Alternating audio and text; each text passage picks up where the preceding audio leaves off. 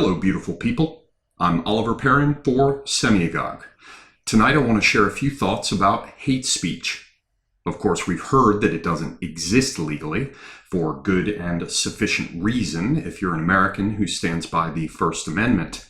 But there are many who believe that hate speech does exist. For them, it's a matter of faith that good and decent people would never contemplate, to say nothing of allow, the utterance of so vile a thing as hate speech. The first aspect we should note about all of this hate speech bullshit is the term itself. It's not hateful speech, because that'd just be a type of speech that happens to be hateful. Rather, it's been packaged and presented to us as the speech of hatred itself. But not in a really clear way, just by implication. If it really was that hate itself was speaking, they would call it hates speech. But they don't. Why? Because we can't go meet hate itself for a drink. We can't borrow $20 or a lawnmower from hate. It's clearly an abstraction. But when they frame it more generally, and far more vaguely, as hate speech, they open up the door to characterizing those who utter hate speech as themselves hate incarnate. It's a lovely bit of semantic manipulation, if you are moronic enough that you can't see it. In any case, I started with the term itself because I want to be clear at the outset that the term is dishonest and manipulative. It's left-handed. It's crooked. It's favored by those who speak with a forked tongue. The next problem that we confront with this term is a result of its aforementioned vagueness. As exploited by the knuckle-dragging masses, the term hate is more like a stench that lingers than a concrete, tangible thing we can all discuss and come to some kind of decision about. By this I mean that we can't really define it. As best I can tell, hate is whatever a person who uses the term hate speech wants it to be. It's kind of like how physicians determine whether someone is in pain. You know how they figure it out? They ask the person. To put it simply, in the world of medical science, pain is whatever somebody says it is. There's just no other way to determine whether someone is in pain. If they say they are, then they are. Now, this goes a long way towards explaining the opioid epidemic, but we don't have time to get into all of that right now. In any case, we'll touch on it again in a bit. So the problem with this is that there are no diagnostic tests that can measure the presence, the quality, or the intensity of a person's pain. They just don't exist. Usually the physician asks the person to rate their pain, like on a scale of 1 to 10, with 10 being agony. What then? Well, if he or she is an ethical physician, the only course is to treat the patient's pain based on what they've been told, in combination with the patient's history, as well as what can be observed and measured. But the subjective component will always play a role, often the dominant role, in the physician's prescribed course of treatment. Interesting stuff when we look more closely at it, and very relevant, I think, to the subject of hate speech, as I hope to illustrate. Now, I found a paper online from 2010 called Pain Assessment, Subjectivity, Objectivity, and the Use of Neurotechnology. In it, we can read the following. In order to understand pain, it is necessary to note and appreciate its behavioral expression. Also, the manner in which pain is expressed has a direct relation to the way in which pain is actually born, how it is felt. And clearly then, understanding a patient's behavioral reaction to pain is essential to clinical assessment and diagnosis. A physician must learn the tendency of a particular patient towards stoicism, or overrepresentation, so as to correctly interpret pain behaviors and verbal ratings. Basically, this just means the physician has to take each case individually, and as I said before, take into account the person's history, how he or she has behaved, whether he or she tends to minimize pain or instead overrepresents the pain felt, if any. The important point here is that it has to be figured out on an individual basis. We don't go to our doctors and tell them that we're suffering from pain because we're Asian, because we're white, because we're African American or whatever. I am aware of no special class of pain in the medical sense that's felt only by a specific ethnic, social, or economic group. I don't want to focus too much on the medical dimension. I bring it up because it's an analogy worth considering. And there are others who can probably take this idea, this comparison, further. For now, it's enough to note that pain is a thing that is subjectively felt. Phrased another way, we can say that pain is just a feeling. In that respect, it's more or less interchangeable with offense or outrage or revulsion. It's just another subjective feeling. It cannot be measured. Or let us say that to whatever extent it can be measured, it will always be subjective, which is to say it will not be objective, and therefore it's less susceptible to empirical analysis. And needless to say, when it comes to doctors prescribing painkillers to treat a patient's pain, the medical establishment is well aware that this situation can be abused. They're not allowed to prescribe painkillers to someone just because they want them. Or at least they're not supposed to, and they are supposed to try to control and minimize this sort of thing. So pain treatment is an area with major issues that remain unresolved. On one hand, the doctors are required to treat their patients. They have to try to do something if they can. But the subjective nature of pain and the subjective criteria that cannot be separated from making decisions about pain treatment comes with a host of problems. As I mentioned before, subjective prescribing criteria, for all that nobody wants to discuss it, is at the absolute heart of our current opioid epidemic. So, there's a price to pay, a steep price that can destroy individuals and whole populations, as the opioid epidemic illustrates, when subjectivity gets a toehold in the otherwise fact-driven world of medical care. Having noted this, we can now turn to the law.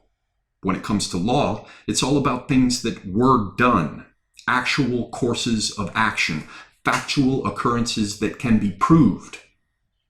But now we're seeing subjectivity worm its way in yet again, this time into the law.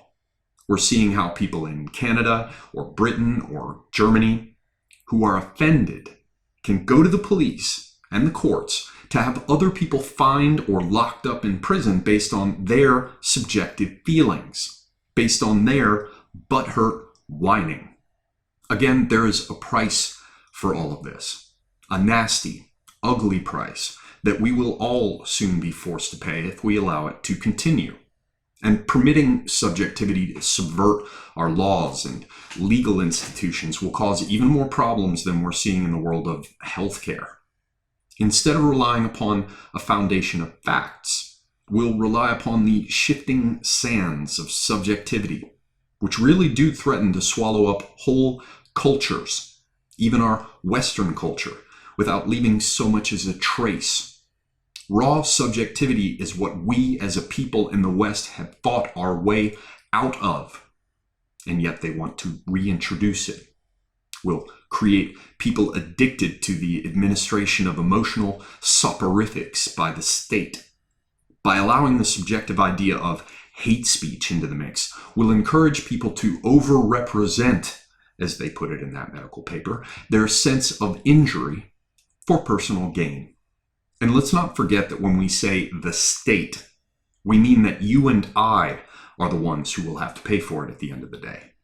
Do I need to remind all of you that one of the most common ways that people game the system is with insurance claims based on injuries that have left them with pain that's impossible to measure? And do I need to remind you that it's this kind of shit that raises insurance rates for everyone else that doesn't treat insurance fraud as a viable career path? And I've met people in my life who are like this. They go from one accident or injury or debacle to another, and they quickly call up a lawyer. They get a catfish on the line who asks them in their interview whether or not, are you sure that you still have a sense of smell? Wink, wink, wink. And suddenly they've got another claim. They live this way.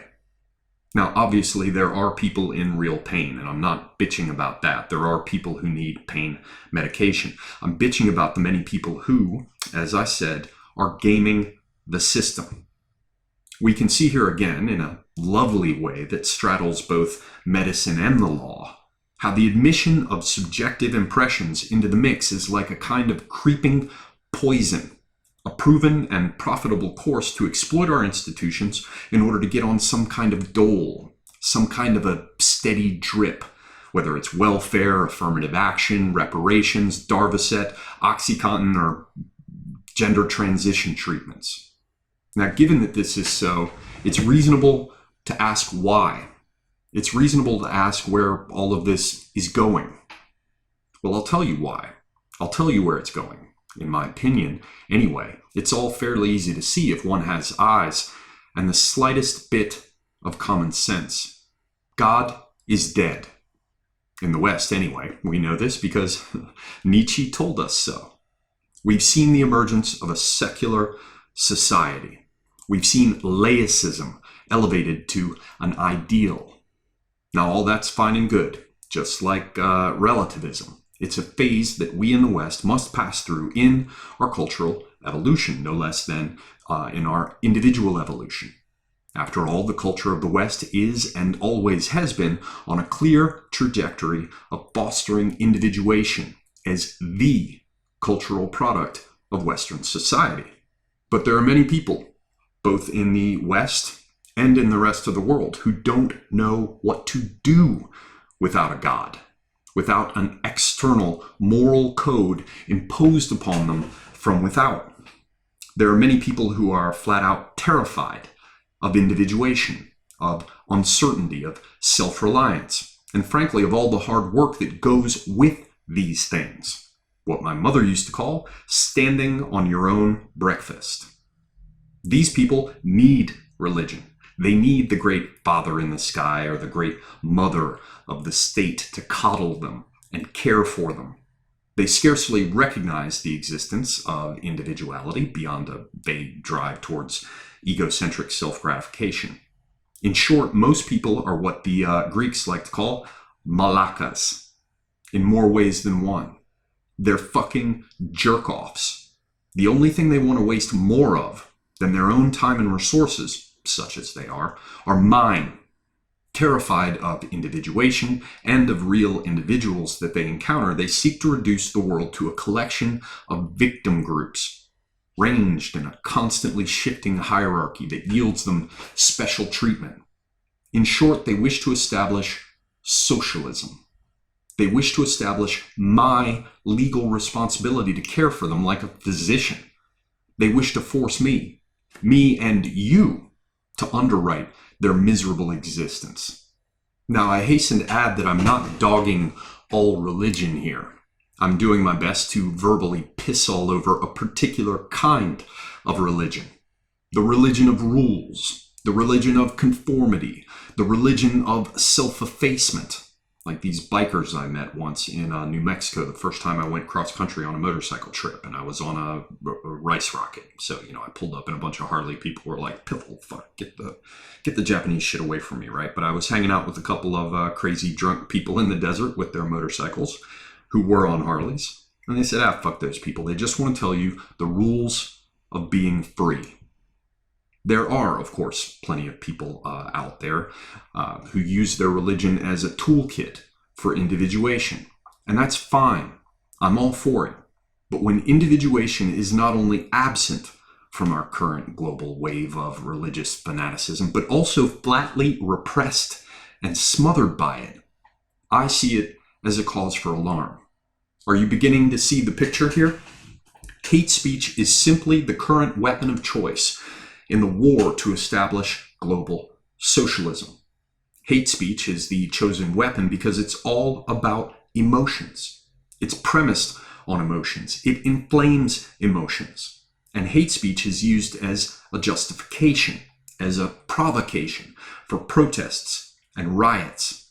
Nobody with a lick of sense left has failed to see the irony inherent in the fact that those screeching about hate speech are themselves the ones acting in ways that really are hateful. Emotional resentment arises from the subjective claim that one feels offense, that one feels mistreated. This provides a basis for singling out those one feels are responsible and tarring them as people uttering hate speech. And at this point, one is justified in protesting. One is justified in rioting. One is justified in overrepresenting and acting out. This is how crowds of what really amount to emotional children are whipped up into a frenzy to push a socialist agenda, to promote the idea that each of us is responsible not only for how all of the rest live, but also for how they fucking feel. The beauty of this con, like all such cons, is that there is no end state. There's no goal that can be arrived at. There's no eschatology. There will always be new grievances, new resentments, new historical injustices that must be addressed, new behavioral prohibitions, new virtues to signal. There's no way around it.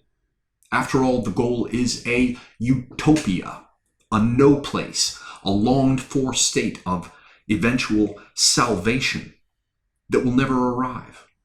Now, today there are still a few Christians who seek to proselytize and convert, but the numbers are dropping every year. That sort of thing is now more the domain of Jehovah's Witnesses and Mormons. We just don't do it as much anymore. Jews don't go out and seek converts. Even Buddhists aren't big on seeking converts, at least not in the way that we think about that in the West. Zoroastrians certainly don't. That means there are really only two expansionist, absolutist, global faiths that remain. Only two that are currently vying for preeminence: Islam and socialism.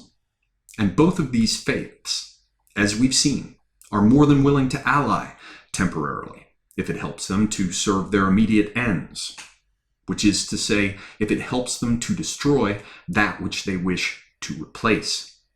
And hate speech is the cutting edge of their current attempts at social manipulation. Blathering on about hate speech provides them with a way to stimulate emotions, foster emotionalism, threaten those not in accord with their prescribed moral framework, advance their programs of balkanization to break up resistance, and publicly shame and denigrate those who dare to actively fight back. The movement to address hate speech, which is exactly the same fucking thing as the movement to force recognition of hate speech as an idea, is essentially a religious movement. It is a religion that obligates the productive few to not only support the resentful and parasitic masses, but also to suffer an endless stream of abuse simply because they happen to have their shit together.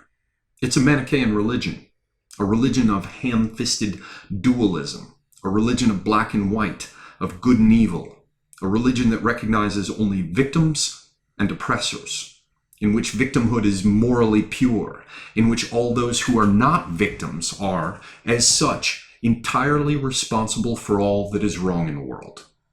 In short, hate speech is all about promoting a nauseating socialist travesty at the expense of all freedom, of all liberty, and most importantly, at the expense of individuality itself.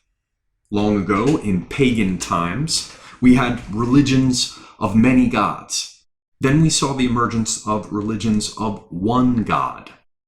These, in turn, came into competition, and even at times outright conflict. Then, with the dawning of the disintegrating sense of relativism that ushered in all that is postmodern, all that is POMO, these monotheistic religions began to decline. Only Islam remains to be smashed, and the socialists are working on it, hoping to smear cultural and ethnic groups together in order to create a thoroughly mixed gray porridge of socialist interchangeability. This will mark the advent of the great new religion that all the useful idiots are so busy fighting for, though they remain, of course, utterly oblivious to this depressing fact. Many gods were replaced by the one God. This all happened long ago with the transition from paganism to monotheism. And now the socialist true believers hope that in turn, The God that is the many will rise supreme. They hope to elevate the collective, the masses, the great reified abstraction of humanity itself as the God that we must all sacrifice ourselves to which we must all offer up tribute, before which we must all obsequiously cower. Attempting to force everyone to accept hate speech as a reality and to silence, to punish those who engage in it, is essentially an attempt to control your emotions. The goal here is nothing more and nothing less than to bring the state in, to police emotions. After all, you're not allowed to feel hate, nor are you allowed to express it. And if you do, you go to fucking jail. Furthermore, we're not just being told that certain feelings are not permitted. We're also being told that there are other emotions that we must feel. Not only what we shouldn't feel, but what we should. Not only can we not hate, we're told that we must love. We must love opportunistic immigrants and other cultures. We must love those who come to the West with the aim of destroying it. Hell, we're even told that we're bigoted if we won't consider going out with a fucking transsexual. I don't care if you turn it inside out, it's not a vagina. But even this colossal collection of slobbering absurdities is just the beginning. It's also about telling you and me what we must do, as well as what we must not do, in order to guarantee the positive feelings of others. You see what I'm saying? We can't have hateful feelings. We can't give voice to hate speech. We must love everyone. We must pay for everyone. And we can't do anything that might upset anyone. If this is not a form of religious fanaticism, I don't know what is. It has all the signs. It's absolute in its assertion of relativism. It seeks global dominion. It forbids certain thoughts and feelings. It seeks to silence and punish those who do not espouse its doctrines. And it demands that you pay for its programs under threat of violence. Just try not paying your taxes. All of this amounts to a kind of forced conversion backed by state power. In short, thou shalt not utter hate speech is just the first of a growing group of commandments being put forth by the socialist church of state. There's apparently no need for a separation between church and state because these two things are in the process of merging. There can be no other explanation for the state taking so much interest, so intrusive an interest in how people feel. After all, once upon a time, we were in the midst of religious wars in Europe. And at that time, the church and the state were bound together. We decided that this was not acceptable. It created too many problems. So when Elizabeth I came to power and tried to stop the bloodshed, she famously said, "I have no desire to make windows into men's souls." But that's exactly what the SJWs and exactly what the global socialist program they so stupidly foster is all about. It's all about making windows into men's souls and having mobs and the state those mobs have subverted make judgments about what they find there, what they find in my heart, what they find in yours. Otherwise, why would they take such an interest in telling us all what we're allowed to feel and what we're allowed to say? So the next time you hear someone going on about hate speech, realize what you're seeing. You're looking at a religious fanatic. You're witnessing an historical movement to replace all cultural emphasis on the individual in favor of a seething mass of victims. You are witnessing, my friend, the death of the West. And if you're interested in this idea of mine, this notion of the new church of state, check out my clip entitled "Make Poets Great Again." I posted it some time back, and it includes my longest poem to date, the one I'm most proud of, entitled "The Church of State." Get it? Got it? Good. Semiagog out.